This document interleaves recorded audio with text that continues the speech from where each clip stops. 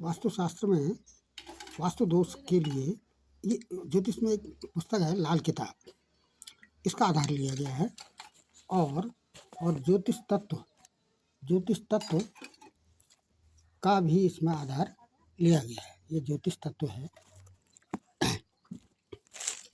ये पाठ नंबर 8 का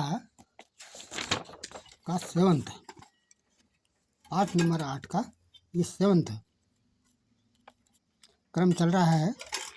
इसमें इससे पहले पूर्व दिशा के तल की बातें हो गई हैं, ऊंचा नीचा। इस समय जो बात करनी है वो आग्नेय दिशा के बारे में बात करनी है। आग्नेय दिशा, जैसा कि यदि आग्नेय दिशा नैऋत्य दिशा से ऊंचा हो तो ये अशुभ होता है, इसमें धनहानि होती है। और यदि आग्नेय दिशा नैऋत्य दिशा से नीचा हो तो ये शुभ होता है। इसमें वायव्य एवं ईशान कोण से नीचा हो तो इसमें अग्नि भय रहता है और अनेक प्रकार की अड़चनें जीवन में आती रहती हैं। अब इसको इस तरह से एक वाक्य के रूप में इसको ऐसे भी कहा जा सकता है। आग्नेय कोण नैऋत्य कोण से ऊंचा होने पर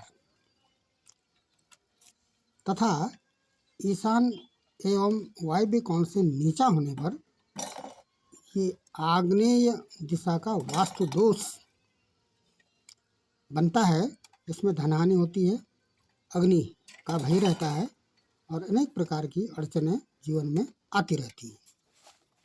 अब इसको इस तरह से फिगर से भी समझा जाए।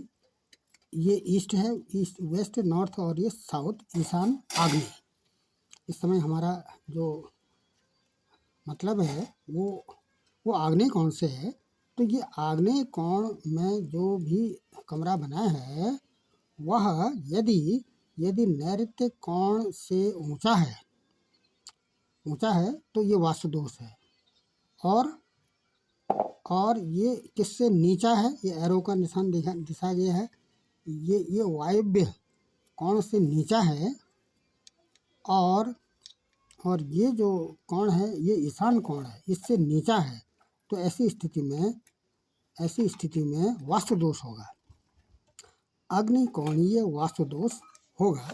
इसको ऐसे भी समझते हैं, ये आग्नेय कोण का फर्श है, कमरा है, ये ऊंचा है और ये नैऋत्य कोण में जो कमरा बना है वो नीचा है, लेवल में थोड़ा सा नीचे है। तो ये वास्तु दोष में आ जाएगा। और इससे कौन सा ऊंचा, वायव्य कोण के कमरे का फर्श ऊंचा है और ईशान कोण का फर्श भी ऊंचा है।